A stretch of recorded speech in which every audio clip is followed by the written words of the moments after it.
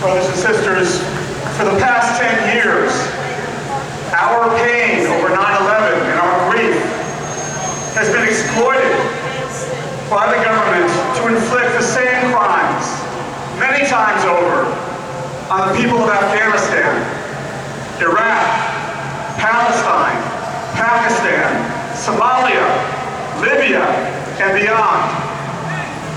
To echo Reverend Martin Luther King's words of 1967, the U.S. government remains the world's greatest purveyor of violence today.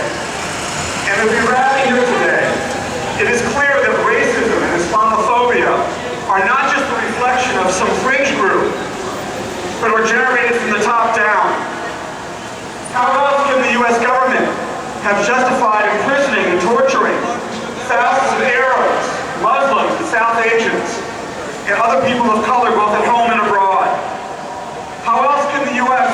excuse the murder of more than 1 million Iraqis since the 2003 invasion? How else can it justify tens of thousands of GI casualties?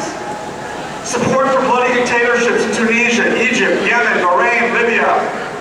How else can Israel, with more than $3 billion a year in U.S. military aid, have exploited 9/11 to launch repeated attacks on the people of Palestine and Lebanon? And is it an accident that the organizers of today's anti-mosque protests are staunchest defenders of apartheid Israel? How else can the U.S. have spent trillions of dollars to commit mass murder abroad while destroying the economy at home? And while the Bush administration exploited 9/11 to launch these wars, Democratic politicians have been their full partners in crime. Indeed, the Obama administration today has continued, expanded, and escalated those same wars. Yet, in the 10 years since 9/11, there are reasons for hope. I would ask you to join us along those lines in Times Square at 4:30 p.m. on September 15th to demand not a Palestinian ban to stand with full Palestinian rights, and on September 20th at the UN to support popular revolution throughout the Middle East. Thank you.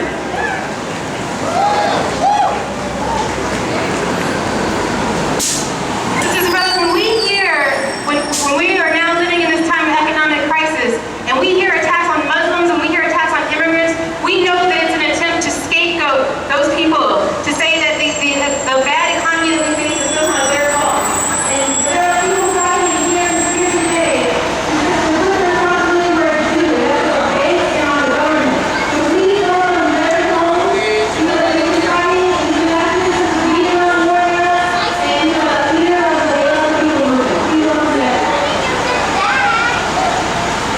Good afternoon, sisters and brothers. How many of you were here last year? Last September 11th.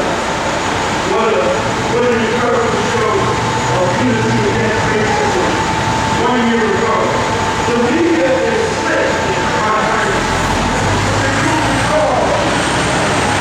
publicized very widely last year that the racists were having their anti-Muslim protests. Larry home. And so we knew about it. And we were aware of the dangers. And we mobilized. This year, you might notice they kind of kept it a little bit of a secret. And poured all their attention into ceremonies over at Ground Zero. See, they tried to disorganize us. But we're here anyway. We are here anyway to say stop the war against Muslims. Stop the war against the people of the Middle East. Stop the war against the people of Asia. Stop the war against the people of Africa. Because this war on Muslims and Arabs and people of African and Asian descent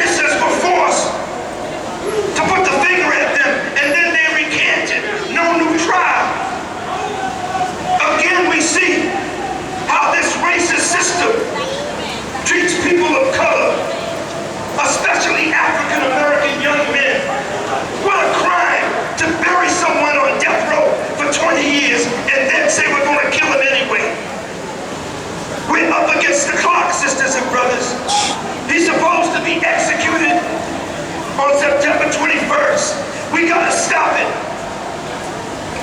The organizers in Georgia have said September 16th is an international day to stop the execution of Troy Davis.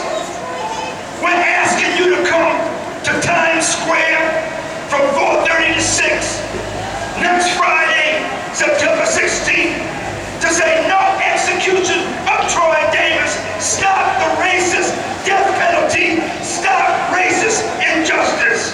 Stop the war against the people of the world. Power to the people. Thank you.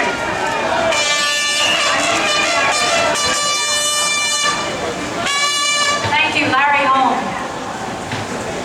We're next going to hear from a longtime fighter, Brenda Stokely, with the Million Worker March movement, with New York City Labor Against the War. But 10 years ago, September 11th, she was in Durban, South Africa, at an international conference against racism and xenophobia. And we can never forget